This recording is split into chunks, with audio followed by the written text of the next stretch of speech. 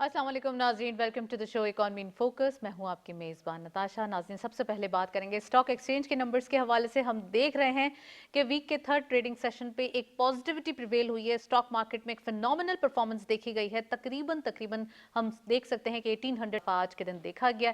Finally investors participation और investors की जो इफ्स एंड बट्स जो रेज हो रहे थे वो फिनिश हुए। वो कॉशियस स्टैंस खत्म हुआ, एक बाइंग अपॉर्चुनिटी को ग्रैब किया गया। इन्वेस्टर्स ने स्टॉक मार्केट के अंदर जब लेवल्स देखे तो उसको अप्रोच किया और फाइनली हम ये देख रहे हैं कि चीज़ें जो है वो बेटर डाउन होते हुए दिखाई दे रही हैं।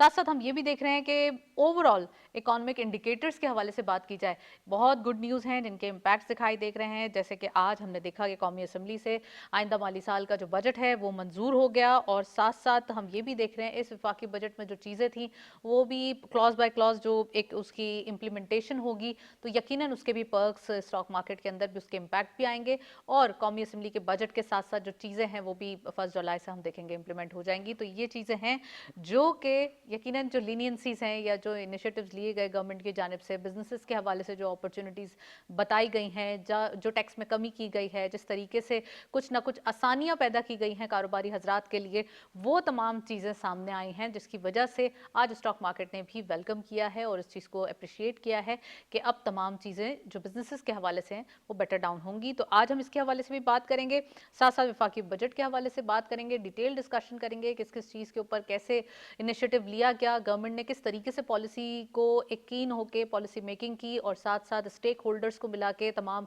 बिजनेस कम्युनिटी को लूप में लेकर एक्सपोर्टर्स के मसाइल को देखकर या बिजनेसेस के कॉस्ट ऑफ डूइंग बिजनेसेस के हवाले से जो चीज़ें की गई।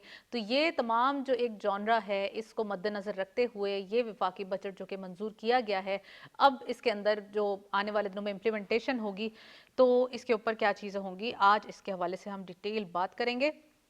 हमारे पास कुछ अपडेट्स भी मौजूद हैं आज की, अगर स्टॉक मार्केट के हवाले से हम देखते चलें, अपडेट्स हों और खासकर टॉप 5 वॉल्यूम लीडर्स भी हों। So let's have a look on the market. जी, ओपन हुई मार्केट 1,77,692.92 के लेवल पर। हायर साइड मार्केट गई 1,79,919.27। Lower was 1,77,931.32। आप देख सकते हैं opening side and lower side तकरीबन सेम दिखाई देती है, जबकि क्लोजिंग साइड और हायर साइड भी सेम दिखाई दे रही है। यानी कि क्लोजिंग के टाइम पे इंट्राडे हाई को ही मद्देनजर रखते हुए मार्केट ने क्लोजर किया 1,79,571.26, यानी कि 1878 पॉइंट का इजाफा आज की मार्केट में देखा गया। और साथ साथ टॉप 5 वॉल्यूम लीडर्स भी मौजूद हैं तो दिखाते चलें आपको। जी, वॉल्यूम लीडर्स में all script being in green territory, इस लिस्ट को के इलेक्ट्रिक लीड कर रहे हैं 0.33 के इजाफे के साथ। 8.75 पे क्लोजर, 112.89 मिलियन शेयर्स ट्रेड किए गए। अच्छे वॉल्यूम्स, हेफ्टी वॉल्यूम्स के साथ के इलेक्ट्रिक फर्स्ट स्कॉट पे पीआईबीटीएल यानी कि Pakistan international bulk terminal limited 0.94 का गेन, 18.64 पे क्लोजर, 73.29 मिलियन शेयर्स ट्रेड किए गए। डब्ल्यूटीएल थर्ड स्कॉट पे 0.01 का माइनर इजाफा, 1.26 पे क्लोजर, 38.76 मिलियन शेयर्स का कारोबार रहा। एंड पेल 1.02 का इजाफा, 44.49 पे क्लोजर रहा, जबकि 31.34 मिलियन शेयर्स ट्रेड किए गए। And lastly maple leaf cement 3.85 का इजाफा देखा गया, 107.15 पे क्लोजर रहा, 27.19 मिलियन शेयर्स का कारोबार रहा। आज के दिन आप देख सकते हैं बहुत ही वैरायटी ऑफ स्क्रिप्ट्स हमारे जो टॉप 5 वॉल्यूम लीडर्स में देखे जा रहे हैं, जिसमें पेनी स्टॉक्स भी हैं, जिसमें second tier, third tier and जो ब्लू चिप है वो भी सामने आया है। तो ये तमाम चीज़ें हैं जो आज की मार्केट के अंदर देखा जा रहा है। इट मीन्स कि all in all across the board आज बाइंग भी देखी गई और जो अपॉर्चुनिटी है उसको प्रिवेल भी किया गया। साथ साथ वफाकी बजट के हवाले से जो खुशखबरी आई तो उसको भी मार्केट ने वेलकम किया और उसी के नतीजे में आप देख सकते हैं कि एक अच्छे नंबर्स के साथ 4-5 दिनों के बाद हम देख रहे हैं कि मार्केट के अंदर एक पॉजिटिविटी आई है। कॉशियसनेस को खैर बात कह के इन्वेस्टर्स ने एक अच्छी चेंज को विटनेस किया। तो ये तमाम चीज़ें भी हैं जो आज के दिन हम डिस्कस करेंगे, स्टॉक मार्केट के हवाले से भी, बजट के हवाले से भी। हमारे पास एक रिपोर्ट मौजूद है इकॉनमी के हवाले से, वो देखते चलते हैं कि इकोनॉमिक इंडिकेटर्स क्या कहते हैं और किस तरीके से इकॉनमी की आने वाले दिनों में बजट के बाद चीज़ें सेटल डाउन होंगी।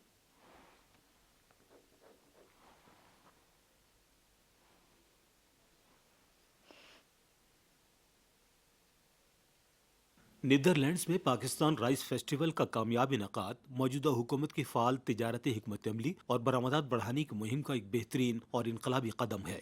इस शानदार फेस्टिवल में यूरोप भर से 100 से जायद कारोबारी शख्सियात और गजाई शोबे के बड़े बड़े नुमाइंदगान की शिरकत हुकूमत की कामयाब मुआशी सफारतकारी का मुंह बोलता सबूत है। इवेंट में पाकिस्तानी बासमती चावल को मिलने वाली भरपूर पजीराई और यूरोपीय दरामद कुनिंदगान, रिटेलर्स समेत मारूफ शेफ्स की जानिब से पाकिस्तानी बासमती चावल के आला मेयार की तारीफ ने ये साबित कर दिया है कि वजीर तिजारत और मुतल्लिका हुक्काम ने बैन अवी मंडियों तक रसाई का एक बेहतरीन और बरवक्त फैसला किया है जो मुल्क की मईशत के लिए गेम चेंजर साबित होगा। वजीर तिजारत जाम कमाल खान का यह आज़म की हुकूमत आलमी मंडियों में पाकिस्तानी मसनूआत की ब्रांडिंग और रसाई बढ़ाने के लिए पुरअज़्म है। मुल्की बरामदात के रोशन मुस्तकबिल की नबीत है। नीदरलैंड्स और पाकिस्तान के दरमियान दो तरफा तिजारत का हजम पहले ही 1.94 अरब डॉलर तक पहुंचना एक बड़ी कामयाबी है और अब इस फेस्टिवल के जरिए यूरोपीय कारोबारी बिरादरी को पाकिस्तान में सरमायाकारी की जो दावत दी गई है उससे आने वाले दिनों में पाकिस्तान और यूरोपीय ममालिक के दरमियान बरामदात और फॉरेन डायरेक्ट इन्वेस्टमेंट में इजाफा होगा। हुकूमत का इकदाम न सिर्फ हमारे किसानों और ताजरों के लिए नए दरवाजे खोलेगा बल्कि मुल्की ज़र-ए-मुबादला के ज़खायर को मुस्तहकम करने में भी एक संग मील साबित होगा। रिपोर्ट आपने देखी नीदरलैंड के हवाले से, जहां राइस फेस्टिवल का इनकाद किया गया। Rice of course, rice export की बात करें तो इस बार भी फिनोमिनल नंबर जनरेट हुए हैं और इसी तरीके से मार्केटिंग जॉनरा पाकिस्तान ने अपनाया, जिसका इम्पैक्ट हम देख रहे हैं कि डे बाय डे राइस की जो एक्सपोर्ट है इसमें भी इजाफा देखा जा रहा है और पाकिस्तानी जो राइस हैं इसकी खुशबू, इसका जायका, इसकी जो अहमियत है वो पूरी दुनिया तस्लीम कर रही है। तो आज इसके हवाले से भी बात करेंगे और ऑफ कोर्स एक्सपोर्ट के नंबर्स जब बढ़ रहे हैं तो कितना ज़्यादा हमारे पास पॉजिटिव मार्केट्स होती हैं वो भी आज हम देखते हैं। हमारे साथ एक गेस्ट हैं इन कराची स्टूडियो, सैयद खालिद फातमी साहब ने हमें ज्वाइन किया है। आप एनालिस्ट भी हैं, एक्सपर्ट भी हैं, उनको वेलकम करते चलते हैं। अस्सलाम वालेकुम फातमी साहब, very warm welcome in the show. क्या कहेंगे? सबसे पहले मैं वफाकी बजट के हवाले से पूछना चाहूँगी। वफाकी बजट 2026-27 आज कौमी असम्बली में मंजूर भी कर लिया गया और साथ साथ जो गवर्नमेंट ने आसानियाँ या फिर हम कह सकते हैं वो इनिशिएटिव लिए जिसमें टैक्स में कमी, एक्सपोर्टर्स के लिए जो एक आसानियाँ पैदा की गई, कुछ उनके इशूज़ थे उनको सॉर्ट आउट किया गया। तो कितना ज़्यादा हम देख रहे हैं कि स्टॉक मार्केट जहां वेलकम कर रही है, जहां कारोबारी हजरात इसको वेलकम कर रहे हैं, वहीं तमाम जो शोबाहाय ज़िंदगी से ताल्लुक़ रखते हैं लोग, वो सब भी इसको वेलकम करते हुए दिखाई दे रहे हैं। कैसे देखते हैं?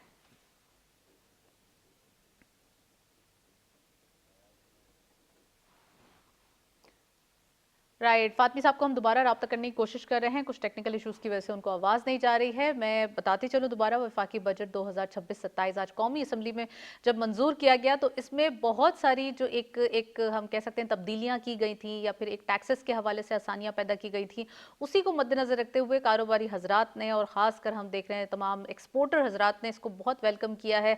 जिस तरीके से उनके लिए सरचार्ज के हवाले से या बैरून मुल्क ट्रांसफ़र के हवाले से या क्रेडिट कार्ड के हवाले से जो आसानियाँ पैदा की गई हैं, या फिर हम ये देख रहे हैं कि आईटी सेक्टर के लिए जो कुछ चीज़ें जो है वो गवर्नमेंट ने इनिशिएट की हैं। तो ये तमाम चीज़ें हैं जिस तरीके से इसके ऊपर काम किया गया और गवर्नमेंट ने रात दिन मेहनत करके ये जो बजट बनाया और फिर इसके बाद आज ये जो कौमी असम्बली से मंजूर हुआ, ये पूरा सफ़र जो है वो एक तवील था, लेकिन इसके बाद अब इसके लिए जो एक हम कह सकते हैं इसके जो रिजल्ट्स हैं या जो इसके जो पर्क्स हैं वो अब आने वाले दिनों में हम देखेंगे। और क्यों ना हो, क्योंकि हम 2-3 साल से ये देख रहे हैं जिस तरीके से बजट आता है और बजट के अंदर कुछ चीज़ें होती हैं ऑफ कोर्स जो टैक्सेस के हवाले से होती हैं, नॉन फाइलर के गिर्द घेरा तंग किया जाता है या उनको मज़ीद डिस्करेज करने के लिए कुछ ना कुछ हर्डल की जाती है।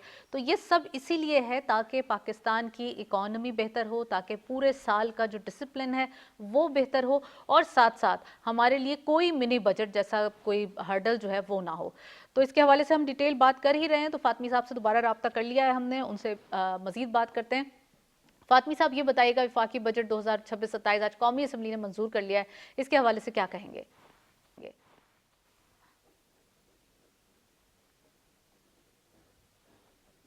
अस्सलाम वालेकुम। कौमी असम्बली, जी बिल्कुल आपने दुरुस्त कहा। देखिए बात यह है कि मेरा ख्याल इस हुकूमत का ये कामयाब तरीन तीसरा बजट है जो पेश किया गया और इस बजट की खूबी ये है कि बहुत कम मुखालफत के बाद, वो तो ज़ाहिर अपोजिशन करती थोड़ी बहुत, ये पास कर लिया गया। इसमें बहुत सारी चीज़ें हैं जो बिल्कुल नई की गई हैं, जिसमें अगर आप देखें तो हेल्थ पॉइंट ऑफ व्यू से बहुत बड़ा कदम उठाया गया।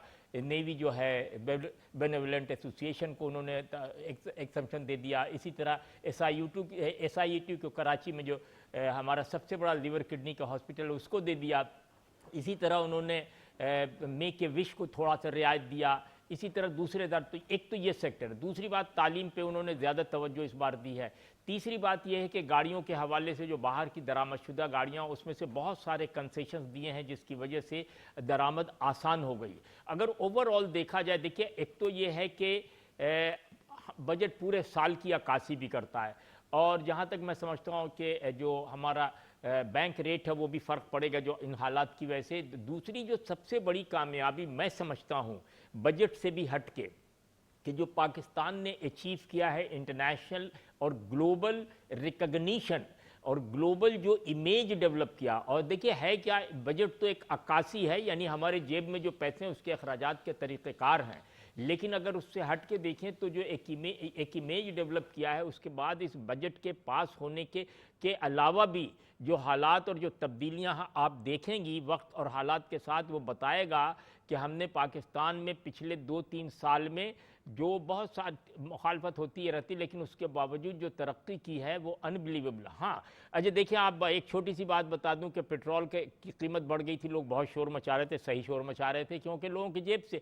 लेकिन कितना बड़ा ड्रास्टिक है कि एग्जैक्ट ऊपर से 74 रुपये एक दिन में, एक घंटे में कम कर देना, आप अंदाज़ा कर सकते हैं कि लोगों को कितनी आसानियां मैसर। अच्छा, उस फिर इंटरनेशनल मार्केट में जो आपके पेट्रोल की कीमत गिरी है नीचे, उससे आपके जो बजट है उसमें बहुत सारे ऐसे यानी वैक्यूम ये आ जाएगा, मौका मिल जाएगा जिससे आप बजट को ज़्यादा बेहतर यूज़ कर सकेंगे। जो महंगाई का एक खौफ था, जो अफरात ज़र का एक खौफ था, वो आपके पास से कम हो गया। सरमायाकारी का जो आपके पास है कि वो आप कहने की ज़रूरत नहीं, जिस तेज़ी से इंटरनेशनल ग्लोबल सरमायाकार हमारे यहाँ टर्की से भी आ रहे हैं, नीदरलैंड से भी आ रहे हैं, दूसरे ममालिक से भी आ रहे हैं, जो पहले से थे चाइना वाइना वो अपनी जगह, उसके अलावा बिल्कुल नई फील्ड से आ रहे हैं। इसी तरह आप स्टॉक एक्सचेंज में देखें कि नई IPOs और नई कंपनीज इन्वेस्टमेंट कर रही हैं।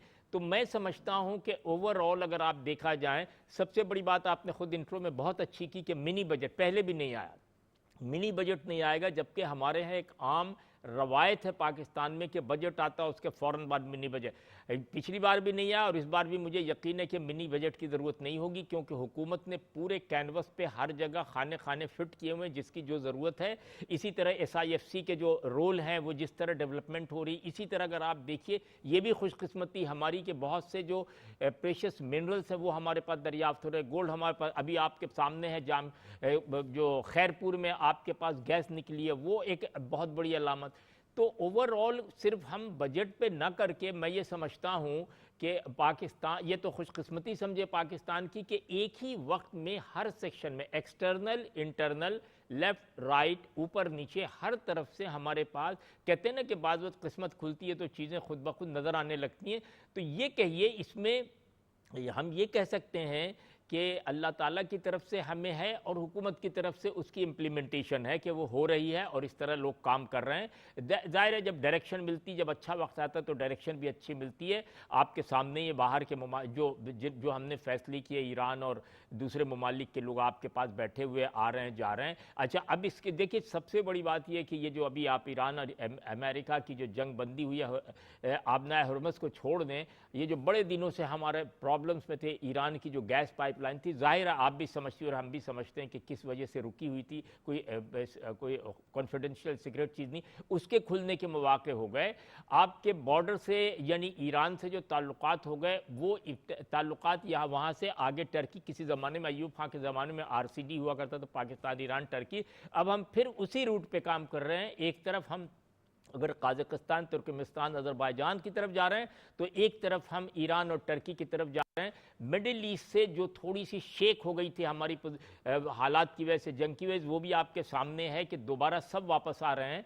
तो ये आप ये कहिए कि ये बजट इब्तदा है पाकिस्तान में एक अच्छी, यानी आप समझ सकते हैं कि रोशनी की इब्तदा है, जिसके बाद बहुत सारी आसानियाँ लोगों को मिलने लगेंगी।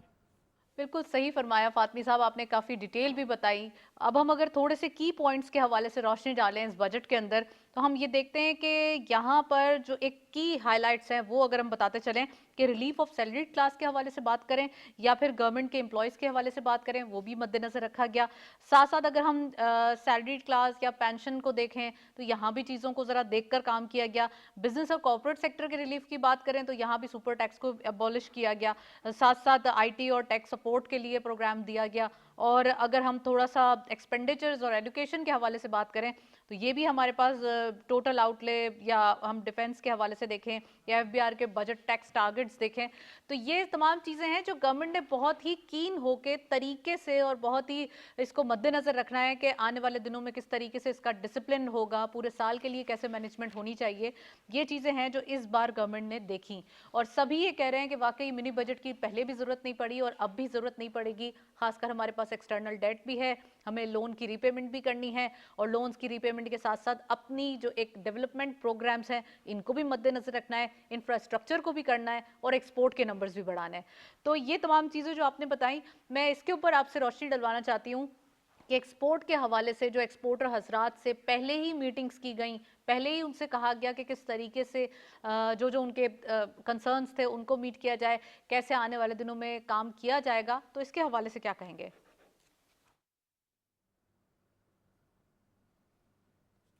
देखिए हमारे यहाँ ये बात तय है कि एक्सपोर्ट में वो टारगेट हम नहीं मीट कर पा रहे हैं जिसकी हुकूमत को ख्वाहिश है। जैसे अगर बहुत गौर कीजिए कि वो चीज़ें जो दो किस्म की एक्सपोर्ट है ना, बल्कि 90 पर आज से कोई 10 साल पहले एक्सपोर्ट का कॉन्सेप्ट ये था कि हम एक चीज़ मंगवाते हैं, उससे बनाते हैं और फिर एक्सपोर्ट करते हैं, जिसको या फिर लोकल मैन्युफैक्चर करते हैं और बनाते हैं।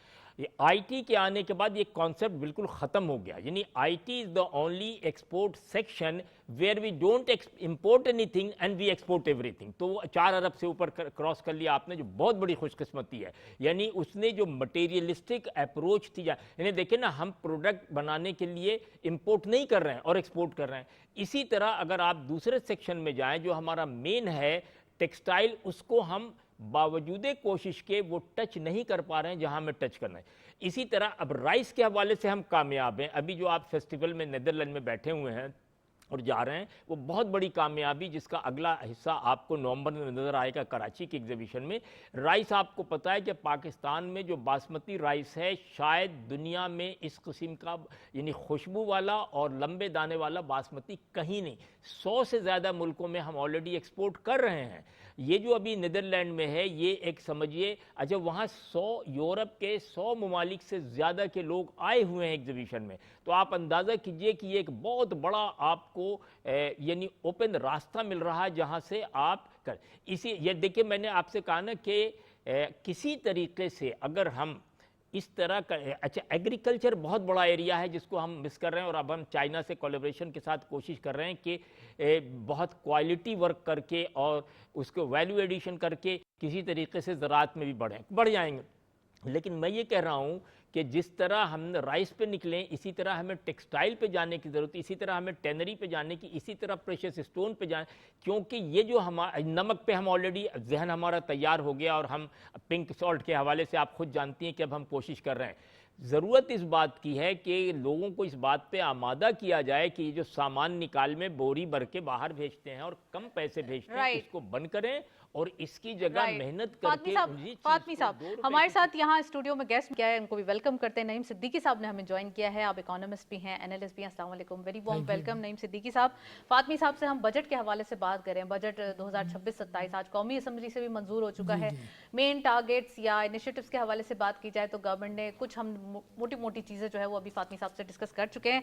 आपसे मैं मैक्रो इकोनॉमिक टारगेट्स और खासकर जो फाइनेंशियल फ्रेमवर्क है जीडीपी के हवाले से या एफबीआर के टारगेट्स के हवाले से, या मजीद अगर थोड़ा सा देखा जाए तो इन्फ्लेशन के टारगेट कर लें या टोटल हमारे एक्सपेंडिचर पर जा लें, तो किस तरीके से हम इस डिसिप्लिन को इस बार मजीद ग्रोथ के साथ करने में कामयाब होंगे? Thank you. इस आपकी गुफ्तगू में जो सबसे इम्पोर्टेंट वर्ड है वो है डिसिप्लिन। तो हुकूमत अगर अपना जो फाइनेंशियल डिसिप्लिन है, जो हमारा फिजिकल डिसिप्लिन है, अपने जो एक्सपेंडिचर, जैसे गवर्नमेंट ने कहा कि हमारा बजट इस वक्त जो है वो प्लस में जा रहा है, तो जब आप कहते हैं कि हमारा सरप्लस में जा रहा है तो इसका मतलब है कि हुकूमत के अखराजात जो हैं वो उसकी आमदनी से कम है। अब हमारा जो अगले साल का टारगेट है वो बड़ा, जिसको कहते हैं ना एम्बिशियस टारगेट है FBR का 15,264 जो अरब रुपए का 15.2 ट्रिलियन, जो कि करंट ईयर जो था वो कम होके 13 ट्रिलियन था, जिसमें हमें अभी कलेक्शन में तकरीबन 800 बिलियन का शॉर्टफॉल आ रहा है। मसला ये है कि tax is not the issue is basically broadening the tax base.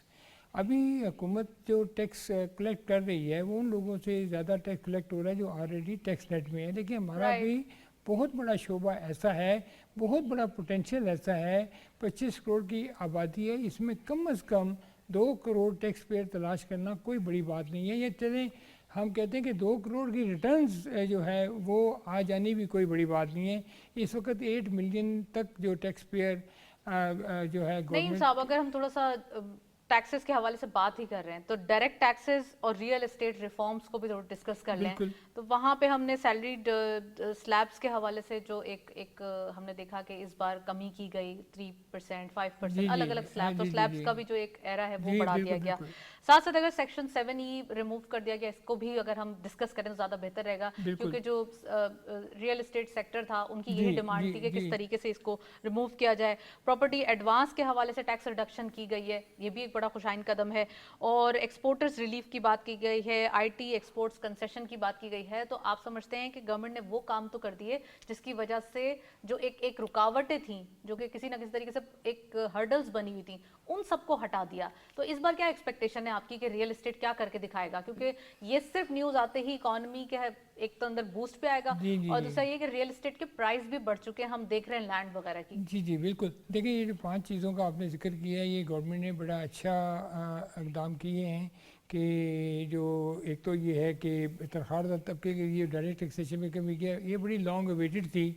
तो अब जो 12 लाख तक इनकम कमाने वाला जो है उसके ऊपर 6,000 रुपये पिछली बार ये 6 लाख से 12 लाख था, पिछले 6 लाख से 12। तो अब ये है कि आप ऊपर के उसी तरह स्लैब गवर्नमेंट देंगे, बट स्टिल आई थिंक और ख़ास तौर पे जो सरचार्ज था, जो एक सर्टन इनकम 44 मिलियन या से ऊपर जो सरचार्ज लगता था वो गवर्नमेंट ने ख़त्म कर दिया। तो ये तो बड़ी खुशाइन बात है। फिर आपने 7E का जिक्र किया, इसके साथ साथ सुपर टैक्स का भी जिक्र करना ज़रूरी है कि वो भी जो 500 मिलियन तक की इनकम है उसको ख़त्म कर दी है, और 500 मिलियन से जो ऊपर इनकम है उसके ऊपर 8% का, पहले 10% था।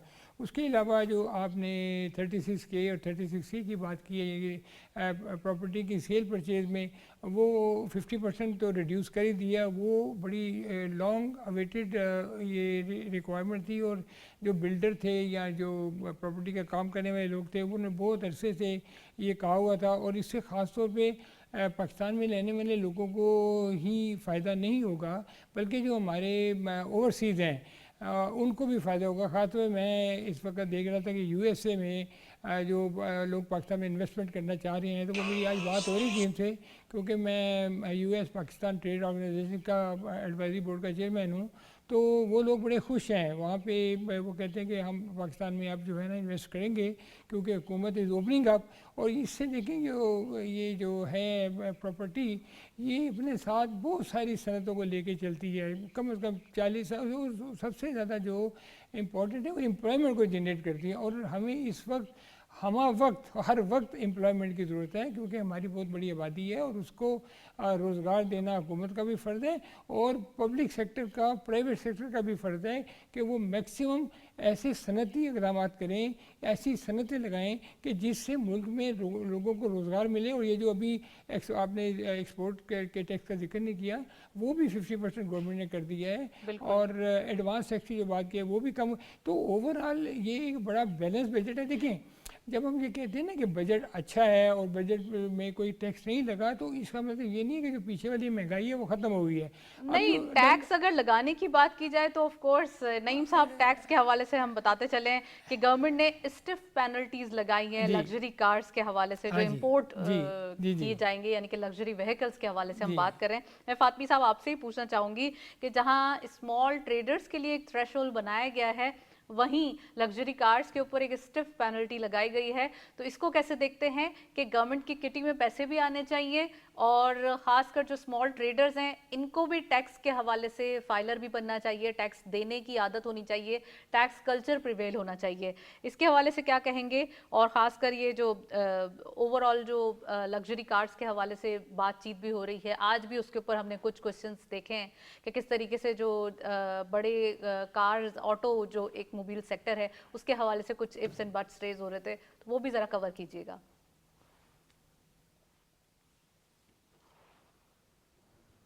जी हाँ, बिल्कुल दुरुस्त है। देखिए, कार के हवाले से उन्होंने ये किया है कि जो छोटी कार है उस पे उन्होंने इम्पोर्टेड कार्स पे ड्यूटी कम की है।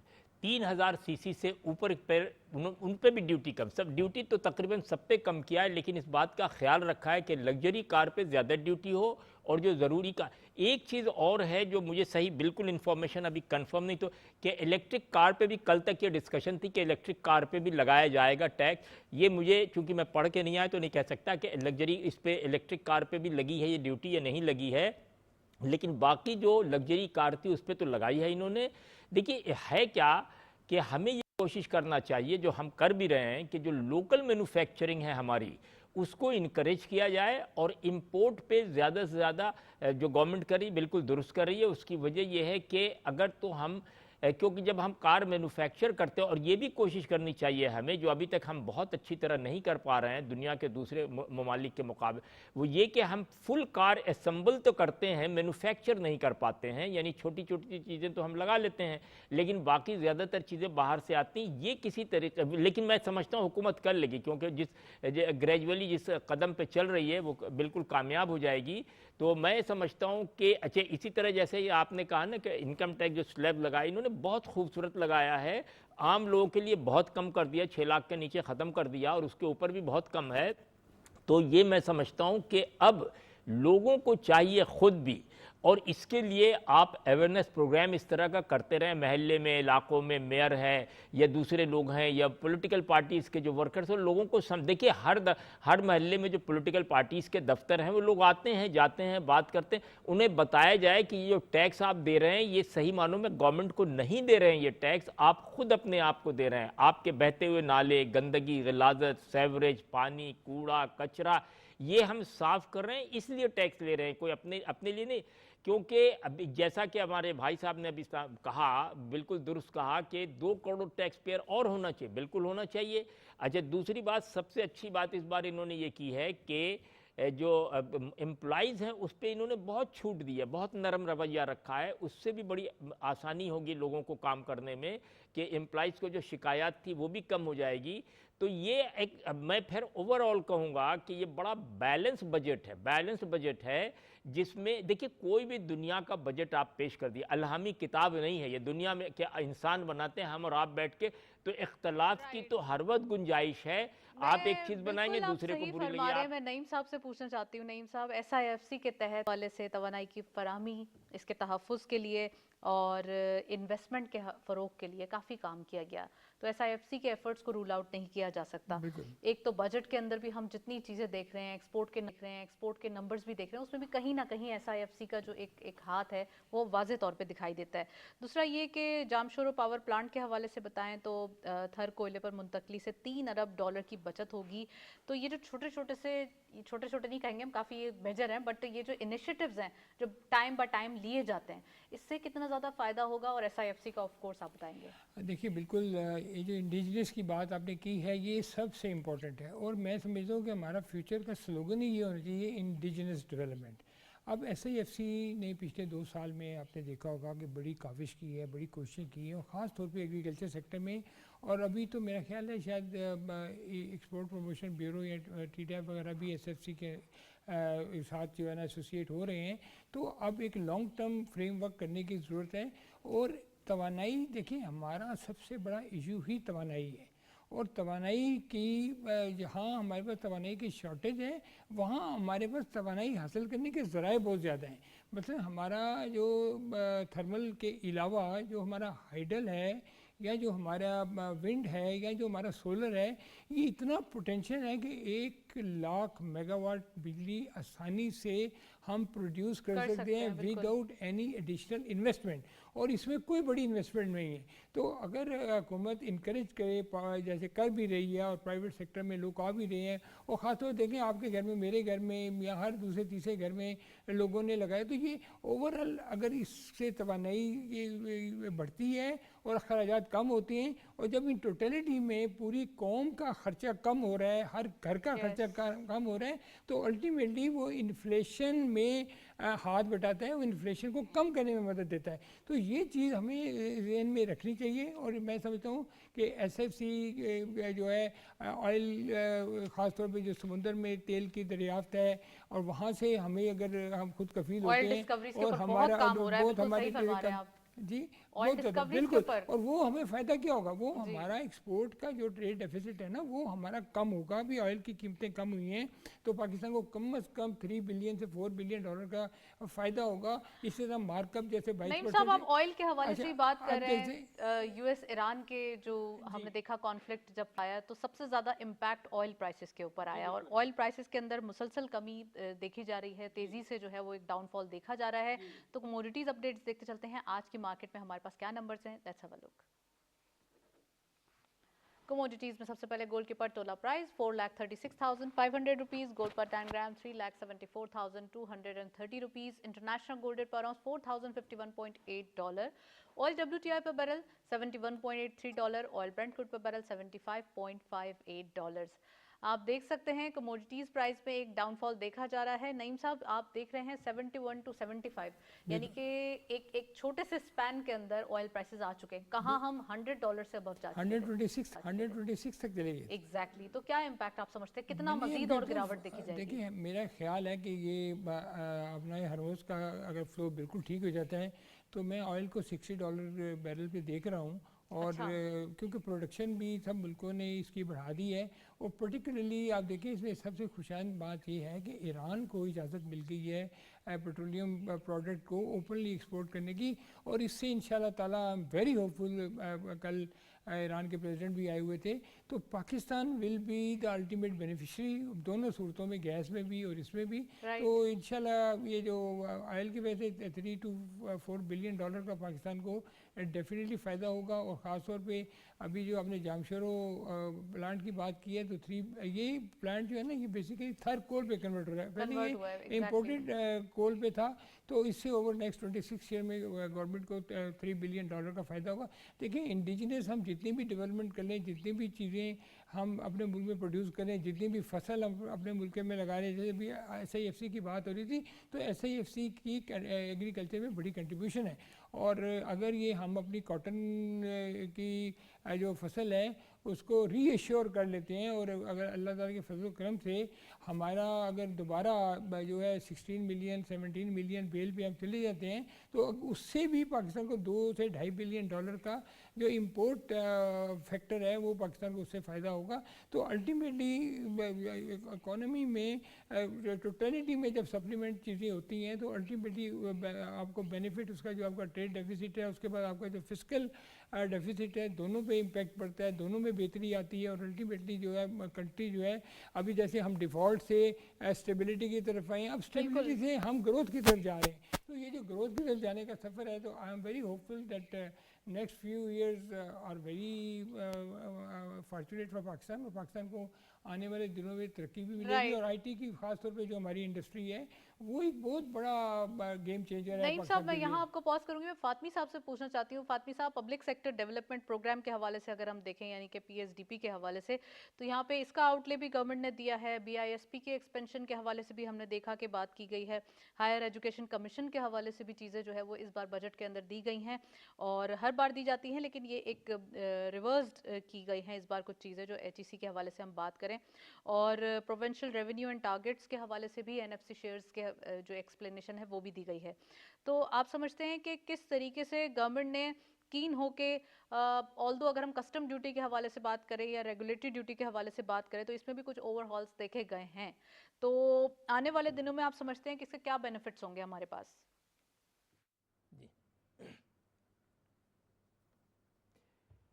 देखिए, जैसा कि अभी खुद हमारे दोस्त ने कहा, SIFC के हवाले से तो कहा जा सकता है, जिस तरह उन्होंने हर गवर्नमेंट के इदारे को अप्रोच किया और हर महकमे को मुतासिर बाकायदा प्रेशराइज़ किया कि इस पर काम किया जाए, मेहनत की जाए और मौसर सहूलत फराहम की जाए, उसमें बहुत हद तक कामयाबी हुई। अब बाकी रहा दूसरी चीज़ें, जामशोरों के हवाले से भी जैसा कि अभी कहा गया, जामशोरों बहुत बड़ी कामयाबी है। यानी पाकिस्तान में पहली बार ऐसा हो रहा है कि गोया हम जो 3 बिलियन का बाहर से ले रहे थे वो अब हम थर से लेंगे, और उसकी वजह से गोया $3 बिलियन की हमारी हर साल की बचत है, जो बहुत बड़ी काम। इसी तरह कस्टम ड्यूटी की, इसी तरह रियल इस्टेट में जो आपने फिक्स कर दिया कि 2.75 सिर्फ देने और लेने पे मामला तय हो जाएगा। तो अगर पॉइंट वाइज आप देखेंगे तो मैं ये समझता हूँ कि इस पूरे बजट में इस बात शायद इस तरह कोशिश की गई है कि बजाय किसी एक सेक्शन को ज़्यादा देने के, बैलेंस इस तरह किया जाए कि गोया जो मुल्क के तमाम सेक्शन, गरीब, अमीर, एजुकेशन, हेल्थ, जैसा कि हेल्थ में मैंने पहले कहा कि SIUT और नेवी बेनिफिलेंट जो एसोसिएशन, इन दोनों को मुस्तस्ना करार दिया गया हर किस्म के। तो ये मैं समझता हूँ, यानी मेरी ज़ाती राय ये है कि चाहे वो गवर्नमेंट के कोई सा भी इदारा हो, इस वक्त उनका एक ही मंशा है, एक ही जो टारगेट है कि जो बहुत ज़माने से पाकिस्तान क्राइसिस में था और आवाम जो बहुत सारी दुश्वारियों से गुजर रहे थे, उनको रिलीफ दी जाए। अच्छा, ये ठीक है कि ये आवाम तक रिलीफ पहुँचते पहुँचते थोड़ा वक्त लगता है। ये ऐसा तो नहीं हो सकता है कि कल हो, या पेट्रोल अगर आज इंटरनेशनल प्राइस हुई तो कल यहाँ, हालांकि हुआ $74 कम हुआ, जैसा कि हमारे साथी ने कहा कि $60, मैं भी एक्सपेक्ट कर रहा हूँ कि $60 हो जाएगा। मैं भी एक्सपेक्ट कर रहा हूँ कि आप नया हुर्मत खुल जाएगी तो बेहतर हो जाएगा। मैंने बिल्कुल शुरू में आपसे कहा था कि अगर इस सारी अचीवमेंट को आप एक जगह जमा करें और इसका लुब्बे लुबाब या कम लफ्ज़ में कहें तो आप ये कहेंगी कि पाकिस्तान की जो ग्लोबल फॉरेन पॉलिसी का समर मिला है हमें, उसकी लोकल शक्ल ये है जो आज आप देख रही हैं, जिसमें आप बजट भी पेश कर रही हैं और अपने डेफिशिएंसी से भी निकल रही हैं और अपने माइनस से प्लस पे जा रही। यानी अगर आप बुनियाद देखें तो उसकी बुनियाद सिर्फ ये है कि पाकिस्तान ने पिछले 3 साल में जो इंटरनेशनल इमेज माइनस से प्लस और प्लस से प्लस में, और वो जो इकानमी के आपको पता ही कि सारे जो इदारे उन्होंने भी आपको ओके किया, तो ये काबिल मुबारकबाद है कि आज पाकिस्तान वहाँ खड़ा है जहाँ हमसे दुनिया की बड़ी ताकतें बैठ के फैसला करा रही हैं, और उसके असरात ज़ाहिर है जब आपकी एक हैसियत बन जाती तो उसके असरात सबसे पहले आपकी इकानमी पे पड़ते हैं। तो ग्रेजुअली आपकी इकानमी बेहतर हो रही है। जब इकानमी बेहतर हो रही है तो इदारे बेहतर काम करें तो ज़ाहिर है FBR भी बेहतर काम करेगा, SIFC भी करेगी, दूसरे इदारे भी, और वो इसी तरह कर रहे हैं। तो ये जो सीक्वेंस है इसको कायम रहना चाहिए। और जो टैक्स के हवाले से आपकी बात है कि अगर गवर्नमेंट एक तरफ छूट दे रही है तो अवाम का भी फ़र्ज़ है कि इस छूट से नाजायज़ फ़ायदा नहीं उठाएं। और जैसे कि पिछली बार भी टैक्स के हवाले से हमारे जी, आवाम को अपनी ड्यूटीज़ भी याद रखना चाहिए। जहां अपने, हम कहते हैं ना कि राइट्स याद हैं, वहां अपनी ड्यूटीज़ को भी याद करना ज़रूरी है। आज इसके हवाले से हम डिटेल्स बात कर रहे थे। वेल फातमी साहब, थैंक यू सो मच, आपने प्रोग्राम में ज्वाइन किया। आज के दिन हम डिटेल डिस्कशन कर रहे थे। मैं एक क्वेश्चन नईम साहब से भी करते चलूँ। नईम साहब, रिविजन ऑफ सेल्स टैक्स के हवाले से बात करें या जर्नल एग्जामेशन लिस्ट की बात करें, तो ये टैक्स जो है वो हमने देखा कि ज़ीरो रेटिंग प्रोटेक्शंस की दी गई और फर्टिलाइज़र के ऊपर सब्सिडी दी गई। हमने ये भी देखा कि लोकल फार्मा के हवाले से भी कुछ वेवर्स दिए गए और ट्रैक्टर और लोकल प्रोडक्शन को इन्हांस करने के लिए भी मराद दी गई।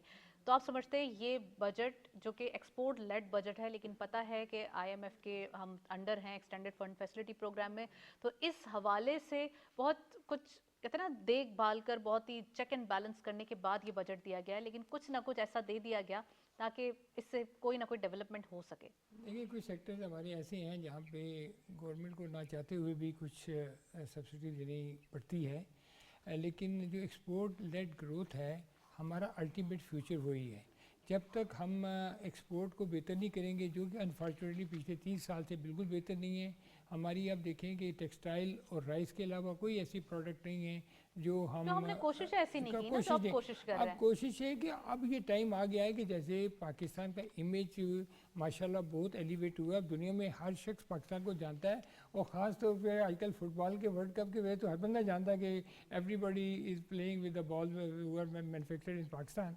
तो ये भी एक पाकिस्तान की बड़ी कामयाबी है। तो मैं समझता हूँ कि गवर्नमेंट को फैसिलिटेट करना चाहिए एक्सपोर्टर्स को भी, और जहाँ पे एग्जेम्पशन अननेसेसरी वो बेशक ना दें, और ख़ास तौर पे वो जो एरिया ग्रेज एरिया है जहाँ पे अभी तक लोग अपना टैक्स छुपा के बैठे हुए हैं, जैसे अभी आपने खबर पड़ी थी कि कितने हज़ार लोग ऐसे हैं जिनका 750 अरब रुपया बैंक में पड़ा है। तो डेफिनेटली इसके ऊपर यकीनन गवर्नमेंट ने और एफबीआर ने बड़ा होमवर्क काम कर किया लिया है, है। लेकिन टैक्स लेकिन इसके साथ साथ टैक्सों के मामला को, टैक्स की जो रेट्स है ना उसको थोड़ा सा कम किया जाए ताकि लोग खुशी वेल खुशी नईम इसमें साहब बिल्कुल सही फरमाया। Thank you so much. आप प्रोग्राम में एनालिसिस किया। नईम सिद्दीकी साहब भी हमारे साथ मौजूद थे, फातमी साहब भी हमारे साथ मौजूद थे फ्रॉम कराची। बहुत बहुत शुक्रिया इन दोनों हजरात का कि उन्होंने प्रोग्राम के अंदर डिटेल्स बताए वफाकी बजट के हवाले से, जो हमने बजट के टाइम पे अब मंजूरी के बाद जो है वो उस डिटेल्स पे इंप्लीमेंट भी देखेंगे और उससे फ़ायदा कितना होगा वो भी हमने आज डिस्कस किया। नेक्स्टली हमारे पास कुछ अपडेट्स मौजूद है करेंसी के हवाले से, वो देखते चलते हैं कि आज की मार्केट में करेंसी रेट्स क्या हैं। सबसे पहले करेंसी में यूरो बाइंग रही 318.55, selling was 322.17। UK pound buying रही 368.52, selling was 372.25। US dollar buying रही 279.05, selling was 279.3। And Chinese on buying रही 38.1, selling was 38.85। Nextly GCC currency updates में सबसे पहले सऊदी रियाल बाइंग रही 74.3, selling was 74.95। UAE dirham buying रही 75.9, selling was 76.75। कतरी riyal buying रही 75.04, selling was 75.95। And lastly Kuwaiti दिनार बाइंग रही 885.17, सेलिंग वॉज 895.9। ये थे करेंसी रेट्स आज की मार्केट में। डॉलर की माइनर एप्रिसिएशन देखी जा रही है रुपये के against, whereas Kuwaiti dinar depreciate करता हुआ दिखाई दे रहा है रुपये के against. That is it. Program को वाइंड अप करते हैं, इजाजत दीजिए, अल्लाह हाफिज।